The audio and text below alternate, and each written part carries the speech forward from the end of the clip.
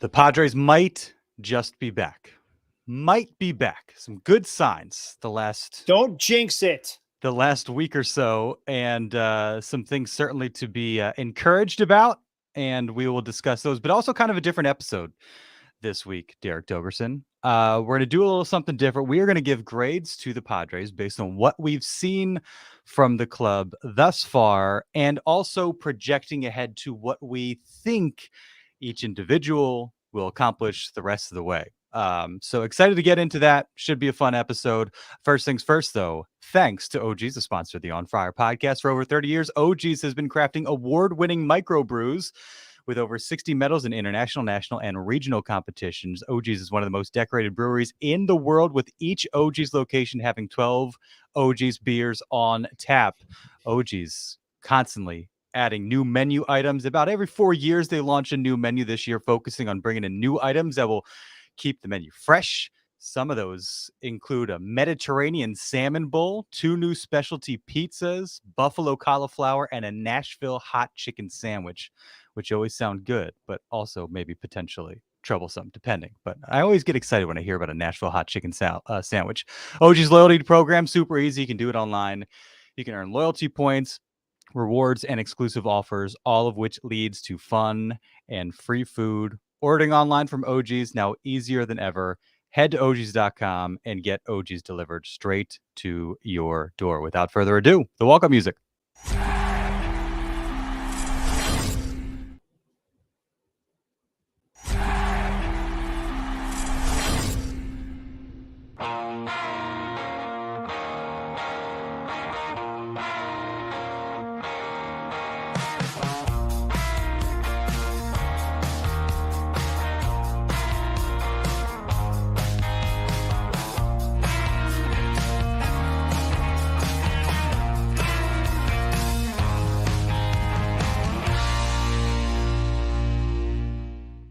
Good to be with you, as always. A fresh edition of the On Friar podcast, brought to you by NBC 7 with Derek Togerson. I am Darnay Tripp, on the heels of one of those types of games that kind of get you feel all warm and fuzzy and excited and optimistic about what this team is capable of. So we'll get into that a little bit, and then turn our attention to grading the Padres, Derek Togerson. What grades would you give Juan Soto or Jake Cronenworth or Michael Wacha? We'll go down the list and share what we think, and also project ahead. Like, this is what we've had so far. What's coming? Do we expect these trends continue, both good or bad? So we will get into that. But as we sit here Thursday afternoon, a chance to sweep the Guardians, maybe push that win streak to 3. Maybe they finally get to 4. How are you feeling right now, Derek? Good. Better. I mean, second time this year that they have won 5 out of 6 games. So that's nice. Now here again, but we've been fooled by this before. I mean, if they beat the Guardians on Thursday night, yes, back to 500. And it's kind of felt like, try to get to 500, drop a game or two, try to get to 5, drop a game or two. It feels like once they get not just 2, but over that 500 hump, then we can start talking about stacking a whole bunch of wins together. So this is feeling better, but still not ready to go. Yeah, we're out of the woods and we're going to go on one of these, just kick-ass runs that we've been waiting for this team to go on pretty much all season long, but certainly trending in the right direction. Let's see how they do the next couple of days. Also, remember, Tampa's coming to town this weekend, and that is one very good, very hot baseball team. Yeah. So if you win that series, now we're talking about something real. I think that's a great point, because if you do what you just described, then the answer becomes pretty clear, right? Yeah, like this is a team that looks like they're back. Right. At the same time, say they lose the finale against the Guardians, and say they just win 1 of 2 against the Rays. Season's over. Not necessarily the end of the world. I mean, losing a series to the best team in baseball and then winning 2 or 3 against Cleveland, it leaves you with not the taste that you would like, similar to the Rockies series, where you're like, okay, a chance to sweep these guys and win 4 straight, and then things go south under the pouring rain on Sunday, and you're like, well, that's kind of a drag. But again, that wouldn't necessarily be an indictment on where this team is and what they're capable of. So it's exciting to see the Rays in Petco Park. I don't know that they've been here outside of the 2020 postseason since I've covered the Padres. I can't remember off the top of my head. This feels, maybe I'm just paying attention. Yeah. Maybe I'm just paying attention to it a little bit more now because of the start that they've had. And so there's a bit more juice going into it. But that should be a fun series. Any thoughts on what we saw from one Fernando Tatis Jr. Or just kind of the slugfest? One of those two topics. What impressed you most or captivated you most? Because I mean, Tatis doing Tatis things, fun to see because he can impact the game in so many ways. And then the big swing, something that's kind of been missing, and I think it's kind of one of the trends that has been encouraging. They're simply scoring more runs, and if we're just going like kind of basic, facts of the game, you score more runs and you give yourself a chance to win more ball games, and hitting a bunch of homers certainly helps towards that end. Well, on the Tatis front, it's not surprising at all. I mean, it's June. This is when Tatis always plays well. I mean, his career OPS in June is over 1,100. He's 1,300 right now. For whatever reason, and a lot of ball players do this, they say maybe they get a certain number of games or at bats, or although with Tatis, usually he's playing from April on, but then you'd have some injury problems like 2021. But June, he loves the month of June. By far, by 200 points, the highest OPS of his career is in this month. So, yeah, of course he's raking right now. That's just what he does. The 4 solo homers were nice. Seeing Nelson Cruz get back in the lineup and hit a home run. And by the way, not a cheapie, 430 plus feet was nice, because you were kind of wondering, all right, is age catching up with them? And you find out it was an injury. And when somebody, especially as I know, being in late 40s, you come back from an injury, it's like, okay, is it really going to be back? You just don't know. And to see him come back and swing the bat the way he did was incredibly encouraging, because that just gives you, especially with the way Gary Sanchez is playing, so much more depth and options. And you're talking about the DH or a big bat off the bench late in the game when you need somebody to go up and be able to hit a bomb. So that was the most impressive or the most encouraging thing to me. But I mean, you talk about being a fan, getting your money's worth. Tatis, Machado, Soto all go deep in the same game. That's just right from central casting for having an awesome night at the ballpark. No, yeah, and we've talked about how, I mean, the Petco Park thing has been frustrating, just again, given how many sellouts they've had and the fact that they just haven't delivered to them, and this is a team that should be able to feed off that energy. And so to do that, to get a glimpse of that on a random Wednesday night against Cleveland, I thought was really, really cool. And you can tell that means something to them. Like, they know that they haven't performed as well as they should, and they haven't rewarded fans as well as they should have to this point. And so to see them do that in kind of every way imaginable, I mean, I kind of joked, like, Michael Wacha throwing 6 2/3 scoreless was like the 5th most notable thing that happened in that game. I mean, the way he's been going, you just expect that at this point. Yeah, fairly or not. But there's just been so much emphasis on, like, is this team going to wake up and do what we expect them to do offensively? And to see that was pretty neat. So very encouraging.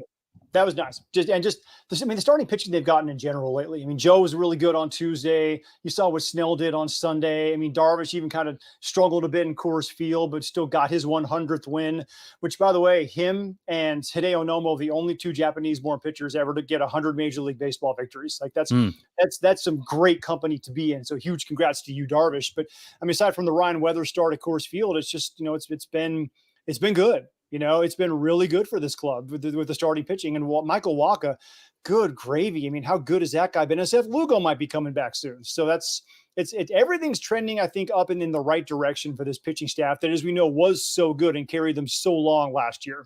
Yeah, no question. All right, well, let's get to it, because we're bringing up all these guys. We're talking about Wacha. We're talking about Nelson Cruz. We're talking about Fernando Tatis Jr. And some of them I'm sure we'll talk about more than others. First off, appreciate you spending time with us, whether it's on podcast form, whether it's on NBC San Diego streaming. We are on YouTube Live at the moment, so feel free to chime in. Let us know what you think of the Padres, what grades you would give them. We'll get to those as well. So thanks, as always, for spending your time with us. And I always want to say enjoying, but it's not always enjoying, but enjoying this season. Sometimes it's suffering along with. Suffering along with, trudging through this season. Although today feels a bit more positive, and hopefully that tone kind of continues in the weeks ahead. Let's start with the guy that we were just talking about, Fernando Tatis Jr. Derek, if you were to grade his performance thus far since he returned April 20th, all encompassing, what he's done in right field, what he's done offensively. Heck, if you want to throw in the vibes as a metric that you use to come to your grade, what grade would you give Tatis to this point? It's an A. It's maybe bordering on A plus.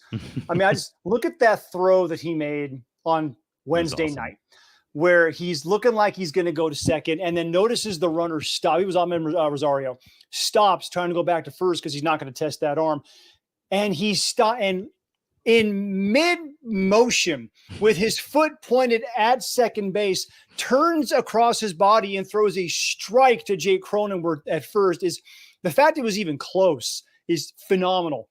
The athletic ability we see out of this guy. He's played a better than Gold Glove outfield. He leads the team in OPS, home runs, and runs batted in. By the way, he's played 20 fewer games than Juan Soto has. He played 15 fewer games than Xander Bogaerts has. Like it's ridiculous what this guy has done this year. And as we said, he had to learn how to see and hit a slider again. He's still putting that database back together after missing almost 2 years worth of baseball. So the fact that this dude is doing what he's doing right now, you can give him nothing but a gigantic A. Maybe like I said, borderline A plus. I think maybe just I can't even knock it. I can't think of anything to knock him for. I really can't. Maybe he looks cooler in sunglasses than I do. That's really all I can come up with. Well, yeah. I mean, he than most, I would say. Looks cooler, just period. No matter the context. I mean, he would look cooler in like a full knight's armor than any of us. In a burlap sack, he would still look cooler than I do in Armani, which is really kind of ticking me off. It just doesn't matter. I will throw a little cold water. And I say that. My grade is an A, so I'm with you. He's not stealing enough bases. Let me guess. You're going to nitpick the guy. No, I'm going to nitpick some of the offensive numbers. He gets to an A because he's just been sensational defensively. But his OPS lower than any other year to this point. And again, he's coming back, so it's a process. But look, we're like, this is part of everybody grades from their own rubric. And so if you're looking at the month of June, if we're projecting forward based on that, now he's not going to be 417, 49, 491, 896, slashing the rest of the way. Probably not. 5 homers in 12 games, 15 RBIs. But it's from the leadoff spot, by the way. Yeah, from the leadoff spot. But if you wanted to nitpick a little bit, and some of this could just be, I think it's safe to say, is just him kind of getting back into the groove. Barrel rate down, exit velocity down, hard hit rate down. Expected batting average is up. I think what is really encouraging, strikeout rate is down. He hasn't feasted on fastballs like he has in the past, but has been much, much better against breaking pitches. And so, I don't know, just some of the things I was kind of digging in a little bit more to some of his numbers. So I think that's kind of the fun of this exercise is like, what has he done and what do you expect? What's the strikeout rate right now? Strikeout rate. Well, I didn't write that down, but it is. It's lower than. Let me punch a hole in your argument then, because you're talking about the hard hit percentage and barrel percentage. The strikeout rate's down, and the reason for that is because of at bats like he had on Saturday at Coors Field when they need a base hit, and he's not striking out in that situation. He's punching one the other way. He's getting one off the end, getting one off the handle. He's finding ways to get base hits, which brings the overall exit velocity down. Yes, his batting average is going up. Yeah. So he's putting the ball in play more often. And when you put the ball in play more often, you're going to sacrifice straight up exit velocity and barrel rates, but you're going to be more effective for your team because he's not striking out as much. And that is why he's been driving in as many runs as he has, again, out of the leadoff spot. So don't look, numbers need context. You see, so those numbers taken out of context say he's not hitting the ball as hard. Well, yeah, but he's hitting the ball more often and producing more runs for his team. I'll take that all day. Yeah, that is all very fair. So again, I got A for what he's done. I got A for my expectations for him going forward. It'll be interesting, and Fangraphs had a piece also kind of dig into some of these numbers and what has changed for him to this point, and how much we can really jump to any conclusions based on what we've seen. I mean, just based on sample size and all that. So it is interesting, and I'm anxious to see where things kind of level off, because he has been a little bit different of a hitter than we have seen in the past. In some ways, that has been a good thing. But then just the way that he started the month of June, which he always does in the month of June, nothing short of sensational. So I got A's across the board. As much as I nitpick, you can't really be mad at what you've seen from him. He had one kind of, I guess, mini slump, you would say. But again, what he's done in right field, maybe more impressive than anything, just kind of in limited time, being 93rd percentile and outs above average, point 0.8 defensive WAR already, given the limited action is pretty darn sensational. Yeah, by the way, strikeout percentage, 2021, he was at 28%. This year, 17.5. There you go. Easily a career low, even lower than the 60-game sample we had in 2020, which was 23.7%. So you got him put the ball and play more, good things happen. You got him as an A to this point. You got him as an A the rest of the way?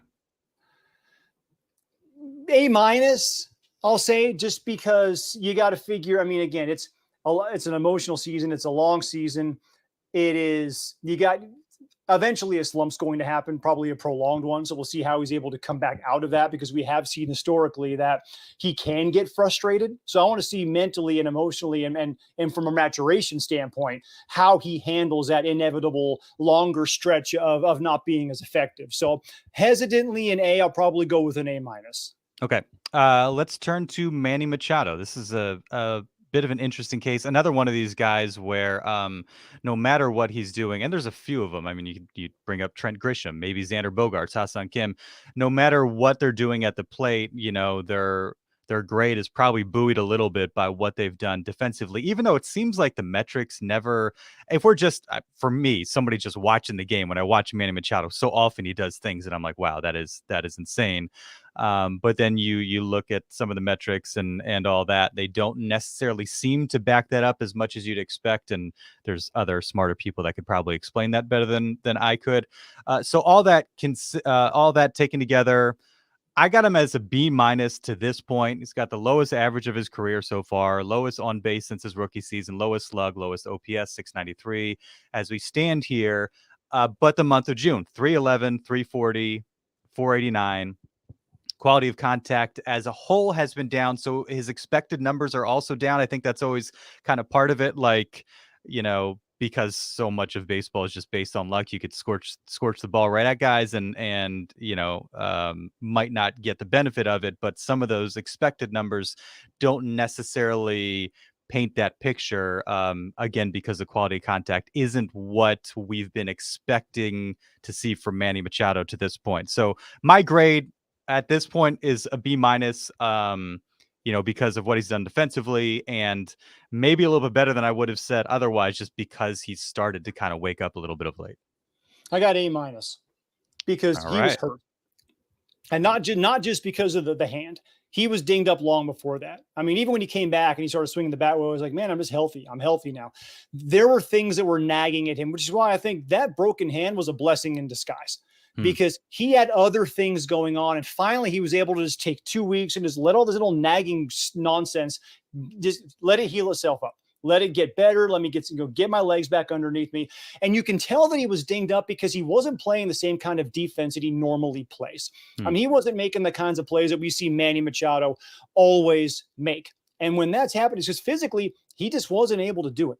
So the fact that he was playing through that and playing hurt like he always does, that gives me nothing but, again, all kinds of respect for the guy. And the fact he was trying to get out there every day and was literally a broken bone in his hand is what had to push him out of the lineup, which again turned out to be a chance for him to get everything healed up. And now he's back. And guess what?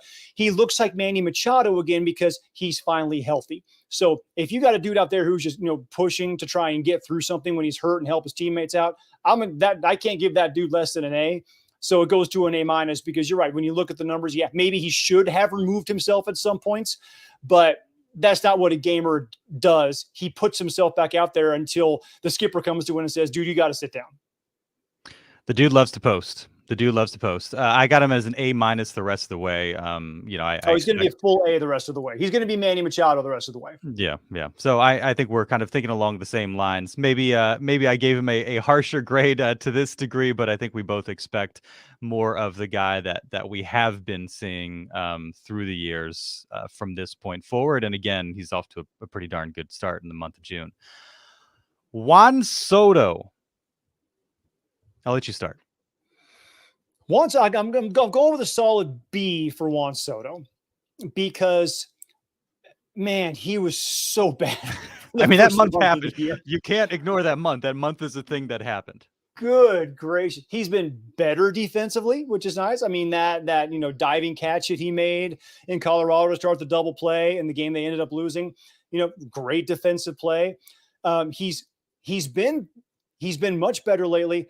I think you can't ignore that first month and the power numbers. I would have thought that he would have been, 18, 19 home runs by now. The power numbers are just not quite there. I still think he's walking like crazy, which is great. The OPS is still, what it is. On-base percentage is elite like it always has been. I'd like to see him come into more power. I thought that would happen so far this year. So that's where I'm taking him into a solid B territory. What say you? Yeah, it is. It is an interesting case because I was looking at his baseball savant page, and he's got the highest average exit velocity of his career. Barrel rate's in a good place. There was another number that I saw. Hard hit rate, highest hard hit rate. His average for his career 49.2. He's at 59.3. But like you said, just in terms of raw numbers, haven't seen as many homers as I think even we were expecting in spring training. What's the launch angle on him right now? Because it might be an issue if he's just not hitting. He's hitting it hard, but he's not hitting it high enough. Yeah, he's not hitting it high enough. It's 4.7 compared to 7.9 for his career. There you go. So yeah, that'll explain some of it. Strikeouts are up. Everybody, we've talked ad nauseum about how he's pulling it more, going opposite less often, but I mean, that was about as oppo as an oppo homer can get, what he did Wednesday. And so that was a very, very encouraging. And his number since April 21st in 41 games, 310, 450, 549 for an OPS just a tick below a grand. So he's been sensational. I got him for a B. I got him as an A- going the rest of the way. I'm optimistic and hopeful that what we've seen again this last month plus is what we're gonna get. And so he seems to have kind of straightened out whatever was bugging him or causing him to kind of not look very Juan Soto-esque. He's still pulling it more than you would expect. Maybe that's just going to be a thing all season, but he's scorching the baseball, and I think that's going to lead to some good things. Agreed, A on the rest of the way, partially because I think they finally have the lineup solidified. They were moving, Bomel was moving guys around that lineup quite a bit. Tried Soto 2, 3, 4. I think now it's going to be Tatis 1, Soto 2, Machado 3, Bogaerts 4. The way that they really envisioned it in spring training, I think they're locked into their lineup spots now. And I think that's going to create a little bit of stability. And as we know, Juan Soto is a creature of habit. And his preparation, as Bob Melvin said in spring training, is, quote, pretty epic. So if you get him into a spot where he knows he's going to be every day and he knows the guy sitting in front of him, behind him every day, it eliminates one of those little things he might be thinking about. And that's just going to put him into a nice little groove, get your routine in, and he's going to continue to hit the ball well and probably even produce more power numbers, moving forward for Juan Soto. Yeah. How about Xander Bogaerts? Another guy that, it's kind of been a tale of 2 months, so to speak. I mean, he was so good to start and then gets hit by Spencer Strider and kind of the wrist thing flares back up and wasn't himself for a little while. Had a 13-game stretch where he hit 154 with a 504 OPS, 8 hits, 15 strikeouts. His last 10 games, he's hitting 324. But again, power numbers aren't there. 789 OPS, 0 homers in that 10-game stretch where he started to kind of wake up a little bit. 4 of his 7 home runs came in the first 12 games of the season. I mean, it seemed like every other game he was going deep, which was really, really fun. And again, kind of the wrist has been a bugaboo. A couple interesting notes gone the other way more often in his career this season, 31.9 opposite field rate. And he was, a great example of that Wednesday where what's the line Mud Grant always says, like hit it where it's at, something along those lines. Just stuck the bat out, the barrel on. It was a kind of a pitch the other way or outside and send it the other way. It was just a great piece of hitting. And not trying to do too much, but knew he was going to be able to make good contact and get into play. And we saw so much of that early on during that on base streak where he was hitting a bunch of homers and doing all that stuff, but just a professional hitter can get leather on lumber on a regular basis. And it makes him so dangerous. Defensively, 98th percentile and outs above average. So factor that all together. I say all these things and now I feel like maybe I should give him better than a B. B, what the hell's wrong with you, man? I'll go with a B plus. I'm going to go B plus. And then let peer pressure and ridicule get him up to the A where he should be. Well, it's not even that. It's like I say all these glowing things, Xander and then I'm like, A. I'm going to give him a B plus and an A minus the rest of the way. I'm a little worried about the wrist, but again, just like Soto, you can't ignore these stretches where the guys are a kind of a bit of a minus in the lineup, and Xander had one of those. Again, it's because of an injury. It's not his own doing, and you can't necessarily control things, but that's where I'm going. B plus, and that's the A minus going forward. Between Juan Soto and Xander Bogaerts, the difference is injury versus simply being ineffective. That's the bottom line, and Bogaerts even said, he had that wrist injury. He said he couldn't come out because Manny was on the shelf. So when you got a dude out there who's in pain, who is still trying to get out there because his teammate and his team needs him, because another guy, you can't have the, what is it now? The $730 million left side of your infield both be out at the same time. That's not good for business. So when one of the guys is out, the other one says, I'm dinged up, I probably need some time, I'm not taking it because I can't, because my team needs me, that dude gets an A. And again, just like you said, with going the other way, he gets those 4 or 5 days off. He starts hitting the ball better. Tuesday night, fastball up out over the plate, hits a freaking laser to right center field for a double to bring home a run that made it a 5-1 game right after, or a 6-1 game right after the Guardians had scored a run. So that's one thing this offense has been doing a lot better of, is when somebody else scores, getting it right back and stopping that kind of momentum when the other offense can come back right back out after a 3 up, 3 down and get their offense back out there. They're answering runs a lot better now, and that was one of them. And you're right, Bogaerts defensively has been, I think, even better than he has been at any point in his career. He absolutely gets an A.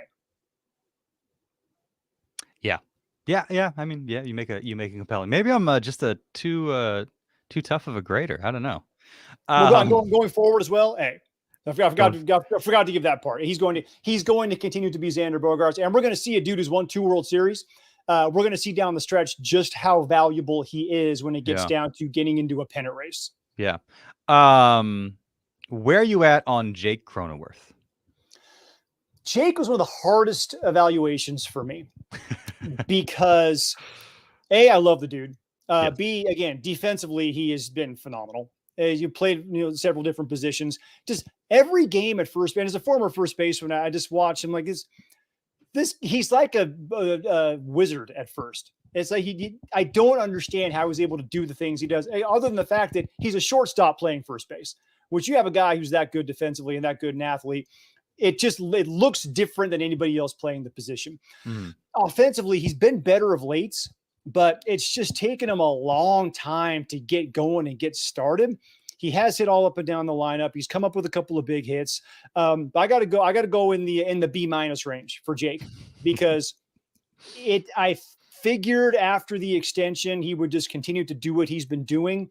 And it's taken him a lot longer to get going. So I'm going B minus for the first part of the year. I'm going to give him a B plus moving forward. I think he's figuring things out now. And remember, he was the guy who had the 2-out hit on Tuesday to set up Gary Sanchez with the home run by keeping the line moving. So if he just starts putting the ball in play more often, I think he's been trying to build the power numbers a little bit too much, maybe to justify the contract, maybe because they have a lot of slug in that lineup. I don't know. He just needs to get on base, singles, beat Tony Gwynn, just single, be the dude who moves the line and gets it to somebody else. I think he'll be much better moving forward. I was kind of figuring out his role in this giant lineup of all-stars.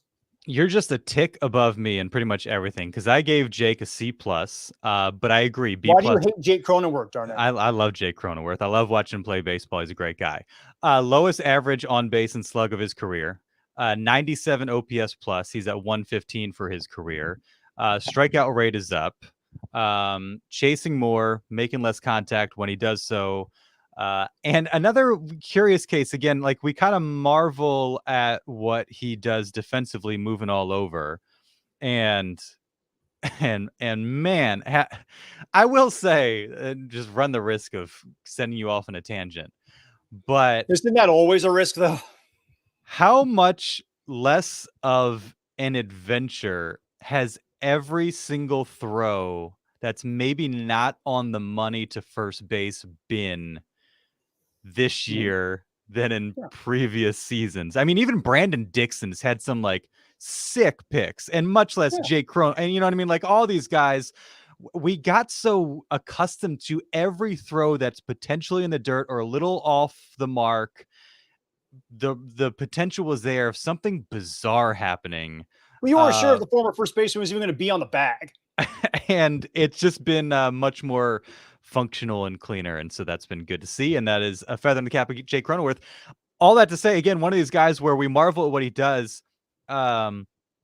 His outs above average is down for whatever reason. I don't know why that is. Again, you have to ask people smarter than me, but I was just kind of scrolling through just to see where he's at based on previous seasons, but he's playing all over. So I'm sure just the fact that he's hopping around has something to do with that. But yeah, first base is not a position that lends itself real well to outs above average because you're on the receiving end of most of these things. So it's like WAR is not the friend of closers, even though we all know how valuable closers are. Like a good defensive first baseman will save you so many ways, so many times, because you're right. These guys, when Xander goes deep in the hole for a backhanded dive, he can get up, and if you don't have that little thought in the back of your head of I have to make a perfect throw or else this is going to go haywire, you can just get up and turn and chuck it in a general vicinity. It's like wide receivers talk about catch radius, like a guy who they can get to different balls. So if you don't have to throw it perfectly, you can get around because they'll go up and win a 50-50 ball, but get down on their knees. They're able to, get their hands out because they got longer arms. DeAndre Hopkins has a ridiculous catch radius.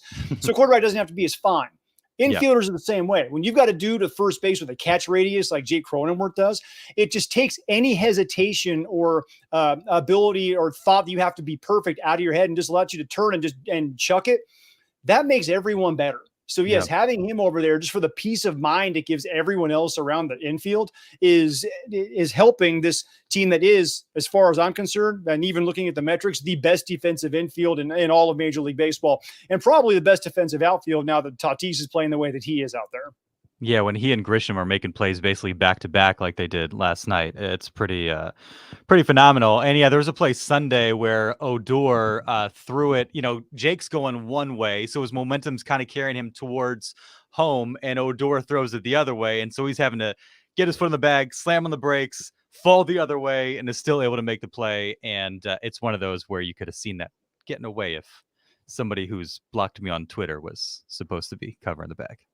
Oh, so dude, somebody would have dislocated an elbow.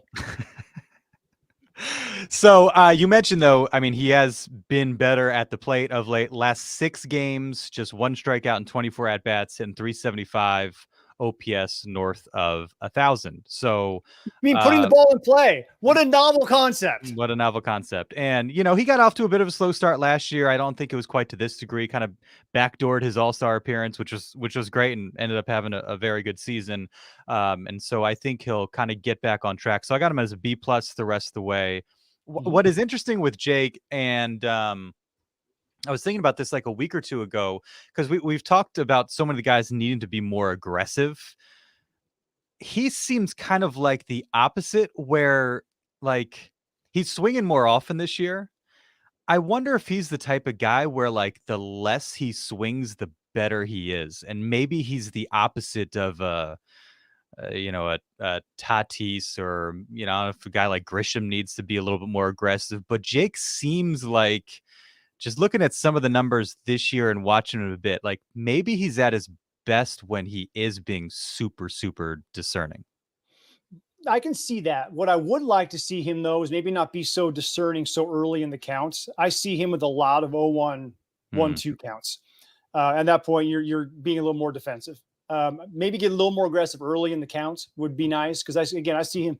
There's a lot of times he is letting the pitcher get ahead of him, especially with hittable first or second pitches. So yeah, being selective is great because he does have great bat to ball skills. We've seen that over the years. Maybe get a little more aggressive early in the count. I'd like to see him do a little bit more of that, but maybe if that's not something he's comfortable with, if that's not part of his game that he's going to be able to employ consistently, which I haven't talked to him about, we're all just kind of speculating on this one, then, doing what he's doing and waiting for the pitch that he knows he can handle, maybe that's the best approach for him. Yeah. If you agree, disagree, hit us up in the chat. Let us know what you think. If my grades are terrible, let me know my grades are terrible. I want to hear terrible. I want to hear what you have to say chat.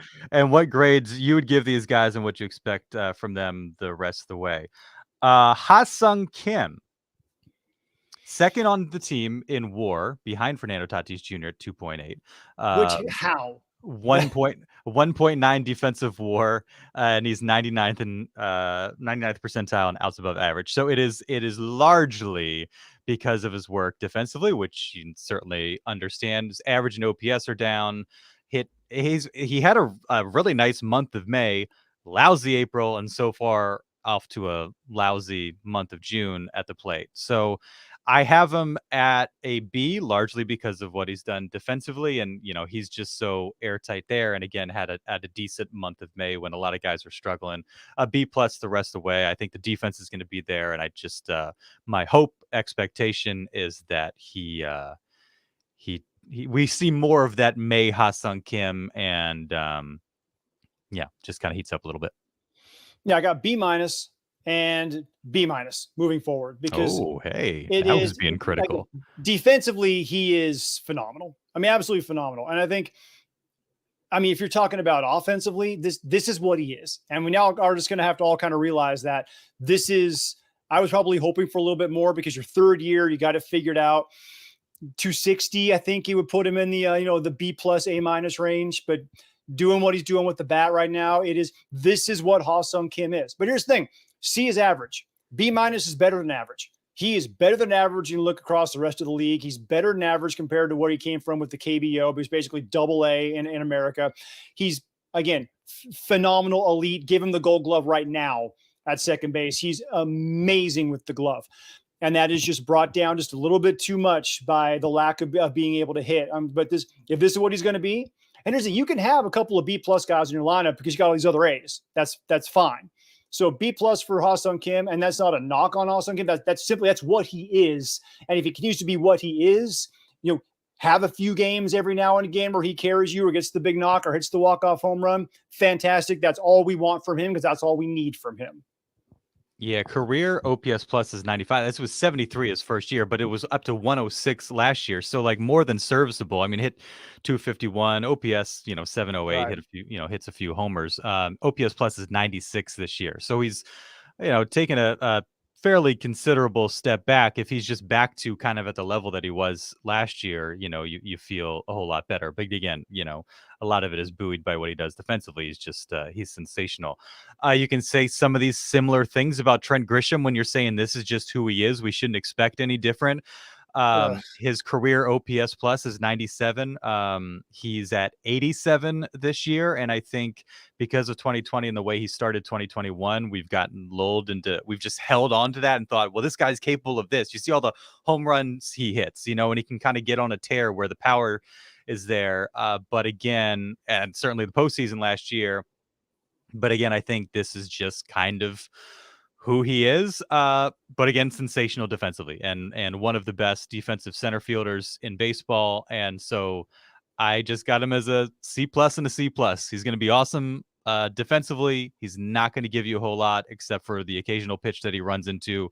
Offensively, hopefully he does that at the right time. But to expect anything different at this point, I just don't know how wise that is. Trent Grisham is that person in school who doesn't do any of the homework assignments, doesn't turn in any work, and then aces all the tests and squeaks by with a C. That's Trent Grisham. So he's a C. Or in my case, a C+. Yeah, it's a defensively, he's a wizard. He's amazing. We see it all the time.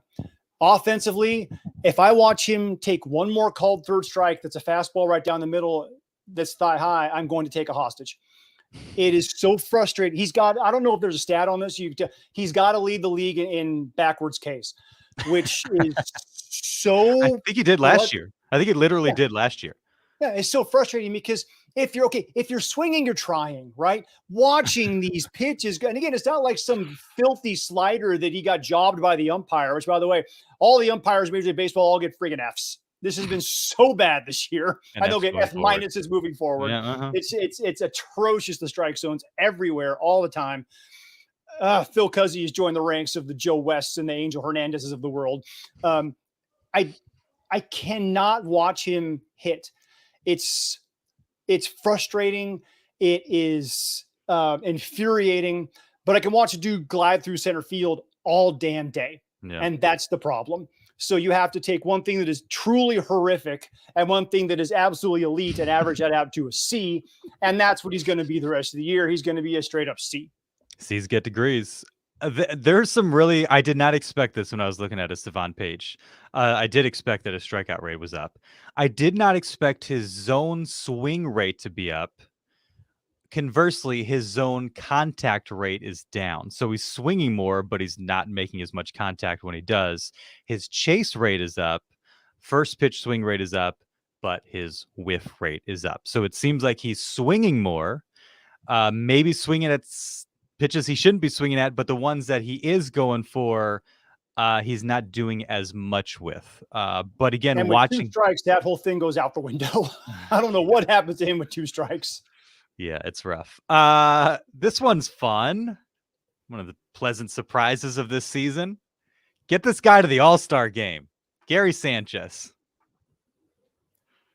Incomplete. No, you got to grade what you've seen. If it's 2 games, you got to grade what you've seen. Gary Sanchez, right? He's played 14 games. It's pass fail, right? This he added the class like at the very last minute and didn't have a chance to get half the homework done. So he's like just trying to basically take it pass fail. Gary Sanchez is taking this pass fail. All right. Now here's the thing. If you just look at what he's done in the time he's been here, he's the MVP of the league. That's the exercise, Derek. He's the MVP of the league. I mean, not just offensively too. He's already thrown out 3 base runners. Yeah. The Padres' entire catching core, other than Gary Sanchez, is throwing out 5. If that gives you any indication of how good he has been in trying to catch runners. And we know the Padres as a staff are not, as a whole, aside from Ryan Weathers, not great at holding runners or controlling the running game. Musgrove does a capable job. Most other guys, it's not what they do. That's not their forte. So the fact that he's been that good defensively and he's hitting a bomb every other day, that's incredible. It's absolutely incredible. And again, it's a 2-week sample size. So I can't give him a full season grade based on he's played, 20% of the games. The correct answer is A. All right, so then it's pass fail. Now he's got the pass on the pass fail. He's got a flying pass with flying colors. Yes, but he can't have a grade yet. Now moving forward, he's going to get an A. Okay. See, I have him as a B+ going forward. I got him A now, B+ going forward because I'm just like, is he going to continue to hit a home run every other day? It just doesn't seem sustainable. I mean, a 640 slug. What does this tell you? 640 slug, but OPS of 936. He doesn't get on base a ton, but when he does, he usually rounds the bases. A 0.6 WAR in just 14 games. Some interesting numbers just in pitch type. 375 versus off speed. He was at 094 last year. Just 105 versus breaking. So do you wonder, do teams start to figure out, or just how they pitch to him? We'll see. Zone contact rate, 85.9, 79.7 for his career. Chase contact rate up 6 points on average. First pitch swing rate. This is interesting. 13.1, 24.3 for his career. So he's swinging less, at least early on. But he is just pounding pitches in the zone. And hopefully that continues. And even if it doesn't, even if his numbers completely crater, is it going to be worse than Austin Nola? And if you're on the whole Austin Nola, look what he does for the pitching staff train. You've mentioned, catcher ERA and how good he's been, especially guys like Blake Snell. And you mentioned Phil Cuzzy, the Phil Cuzzy game where he earned Blake Snell a bunch of strikes and saved him a bunch of pitches because of his framing. And Bob Melvin has given him a ton of credit for what he's done behind the plate as well. And so I got him as an A, B plus going forward, just because, I mean, even if the offensive numbers kind of dip a little bit, the power potential is still there, and he's still been really good behind the plate. So I think he's a huge plus regardless. Yeah, that's what I got him with the A going forward too. Is look at how good that pitching staff has been with him behind the plate, and he just met these guys. He's still learning, game by game, conversation by conversation, what these guys like to throw and how they like to attack hitters. So, for him to get on the same page with Yu Darvish and Blake Snell as quickly as he has, that only bodes well going forward as he gets even more and more comfortable with these guys. So plus he's learning a brand new league. I know interleague play has been something for a while now, but it hasn't been full blown every day in the National League before. We're on a different coast. He's learning all this stuff. Now, granted, all these guys are learning him as well, but I'm pretty sure there have been a lot more scouting reports for guys on Gary Sanchez and he's got on, the Giants and the Dodgers. So it's that if you just call that a wash, you got to figure he has still figured something out to turn back into the guy. Remember, he was the fastest player in American League history to 100 home runs. Not the fastest catcher. The fastest player in American League history to 100 home runs. Not Mike Trout, not Manny Machado, not Ted Williams, no, not Mickey Mantle, not insert name of Yankee here. None of them. It is Gary Sanchez. That's incredible. That's a mind-blowing stat to me. It is. It is. All right, we got 5 minutes left. You want to roll through some pitchers real quick and then maybe hit on Bob Melvin? We'll call this a speed round. Who better to start with than the guy that threw 6 2/3 scoreless on Wednesday? Michael Wacha. He's been an A. I'll give him an A minus going forward. 8 quality starts in 13. Quality starts in 13 starts. 2.89 ERA. 7-2. Opponents hitting 211 with a 625 OPS. Home run rate, strikeout rate, walk rate better than career average. And hard hit rate lower than career average. Fewer ground balls, but more fly balls. And it just seems like a lot of weak contacts going in the air, but nothing's happening with it. He's been awesome. Straight A plus. I mean, I know he had a couple of stinkers early in the year, man, but as soon as the calendar turned to May, he has been so reliable. I mean, like we said, get that guy to the All-Star game. He's the most deserving Padre pitcher, right? Deserving Padre starter right now to go to the All-Star game. He's been beyond anything that we could ever possibly imagine. Plus, he's just fun to talk to in the clubhouse. So just for that reason alone, throw that in there. An enjoyable conversation. A plus for Michael Wacha. Yeah, and you again, factor in whatever you want. Enjoyable conversations. He complimented you on your shirt. Give him a better grade, whatever it takes. Blake Snell, I'm going to give him a B plus to this point and an A going forward because usually once Blake figures out, like he figures it out. Since May, 8 starts, 2.93 ERA, 55 strikeouts and 46 innings pitched, just 19 walks, 182 average against, 579 OPS against. 7 innings, 12 strikeouts. His last time out on Sunday on just 85 pitches might have had a chance to do more if it weren't for the weather and the comebacker that went off his shin bone. There's a lot of belly aching about him the first month of the season, but we didn't get second half. Snell appears to have arrived May 1st. And so hopefully that continues because again, once he turns the page, you seem to get that guy. So I got him as a B plus and an A going forward. Yeah, I'm giving him a B for the first part, too, because I still can't let go of the frustration from early in the year. I just can't do it. I know I'm petty. I can't do it. And absolute A plus going forward, because you're right. When he looks like this and he's that locked in, and he's even got like a better demeanor in the clubhouse when he's smiling and kind of happy and talking about getting Gary Sanchez in there. When he's in that good mental space, again, he is the most talented starting pitcher on this staff. His stuff is better than anybody else's. Joe battles the most. Darvish can throw the most at you. But if you're talking about the guy with just the pure ability to get hitters out, Blake Snell, and it's not close. Yu Darvish. Interesting with you.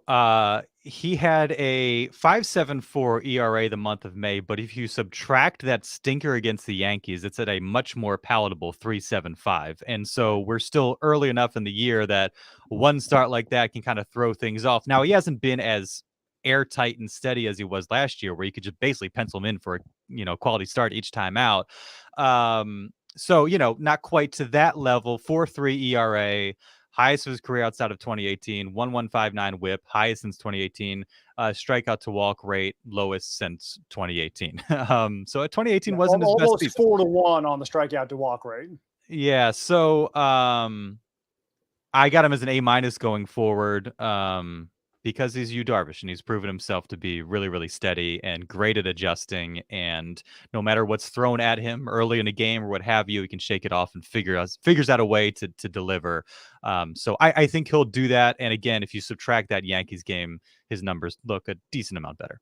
Yeah, B+ so far, because I think the weird spring training really messed with him, especially early in the year. Didn't fully get on the same page, working with a bunch of different catchers. Not, as you know, he's a creature of habit, probably more than anybody else in that Padres rotation.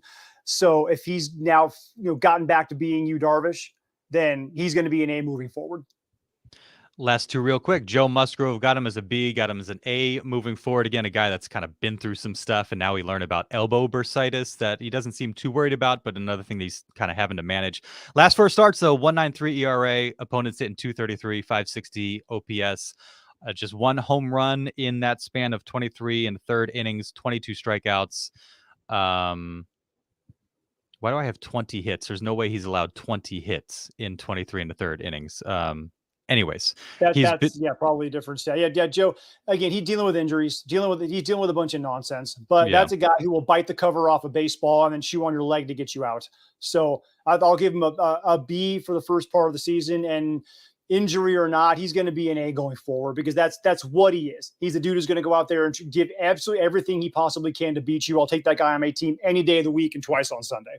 And real quick, Bob Melvin got him as a B- going forward, B+, B- so far, B+ going forward. While the team was struggling, his speech never got him going. It's just been a struggle to kind of get it sorted out, but I think he's a good manager. I don't think all that much of the blame goes on him. I think he's fine going forward. I'm going A and A on Melvin, but I'm going D on the coaching staff for the first part of the year, because it's not Bo Mel's getting those hitters meetings, man. Whoever's not doing the job, and by the way, except for Ruben Niebla gets an A, and he's going to get an A moving forward as well. He's been tremendous in bringing these guys in and turning them into one of the best pitching staffs in Major League Baseball. So whoever it's the Flahertys and the Williams of the world who are, that's, y'all get the D because the hitters have not been doing what they're supposed to be doing. But I'm going to give them all a B+ moving forward, because in-game decision-making, Melvin's had a couple of maybe head scratchers, but by and large, the strings he pulls tend to work. Keep doing what you're doing, Bo Mel. People complain about the bullpen. I guess my complaint would be sometimes getting a little too conservative when you got a couple guys on. Be more aggressive, see what you can do, but that's just kind of splitting hairs. This was a fun. Sounds like a bunt or something. And you ask him in the post game, he's like, that wasn't the hitter decided to do it. He gives him the option, and the hitter does what he thinks is best. So he's not calling for a lot of those things. He's letting his guys make their own decisions. Well, appreciate you joining along with us for this exercise. Fun to kind of take inventory and, project ahead to what we think we'll see in the months ahead. Thanks for listening. Thanks for watching, and we will see you next week.